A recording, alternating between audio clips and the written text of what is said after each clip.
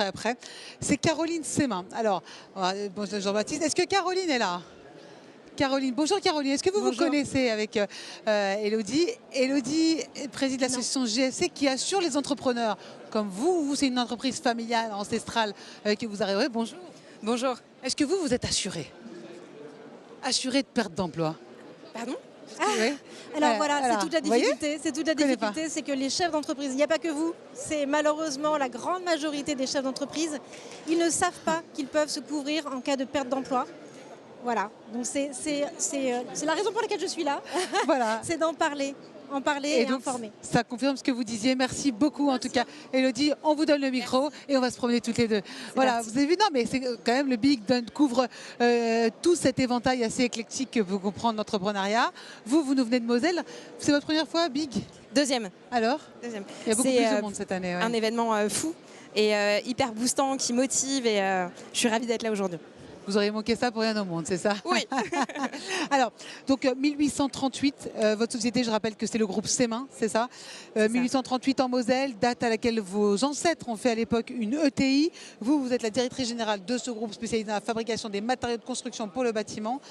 C'était une évidence pour vous, venez, on va marcher un peu. Je vous suis. Si Jean-Baptiste y arrive, c'était une évidence pour vous de poursuivre cette saga familiale, juste pour qu'on comprenne bien, 1838, ça veut dire que vous êtes, Caroline, la 6e génération de ce groupe. C'était une évidence? C'est ça, tout à fait. Je suis très fière en effet de pouvoir représenter la 6e génération. L'aventure a commencé en 1838 en Lorraine et on est spécialisé donc, dans la fabrication de matériaux de construction pour le bâtiment et engagé pour agir concrètement et accélérer la transition environnementale avec des produits beaucoup plus responsables Oui, mais et durables. est-ce que c'était une évidence pour vous? Non.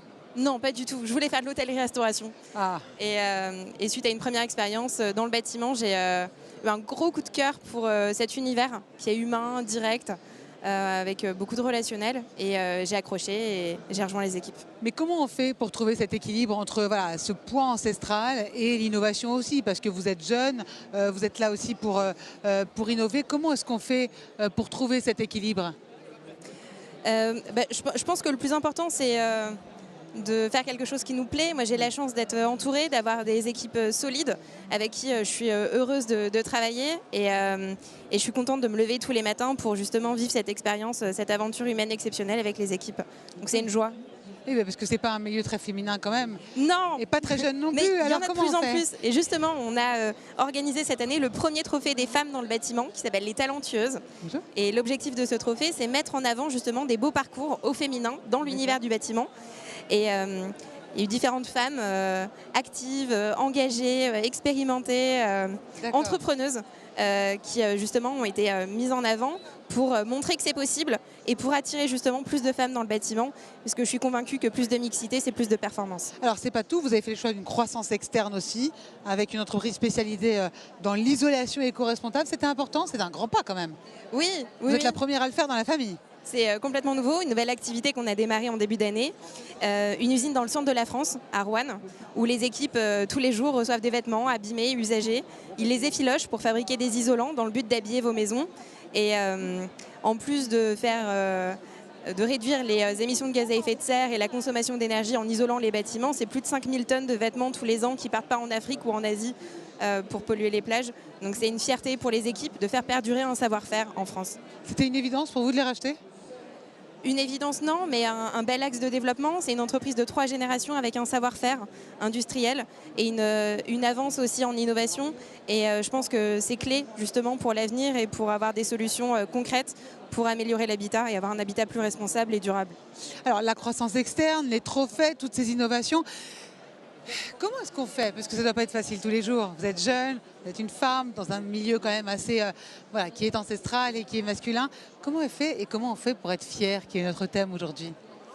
Déjà, moi, je suis très fière de pouvoir reprendre l'entreprise familiale qui a plus de 185 ans d'histoire. C'est une fierté pour moi de travailler avec mon père au quotidien, de travailler avec les équipes, de faire perdurer un savoir-faire qui se transmet de génération en génération. Et c'est une fierté aussi d'agir concrètement en faveur de l'environnement. Vous disputez avec votre père? Oui. tous les jours.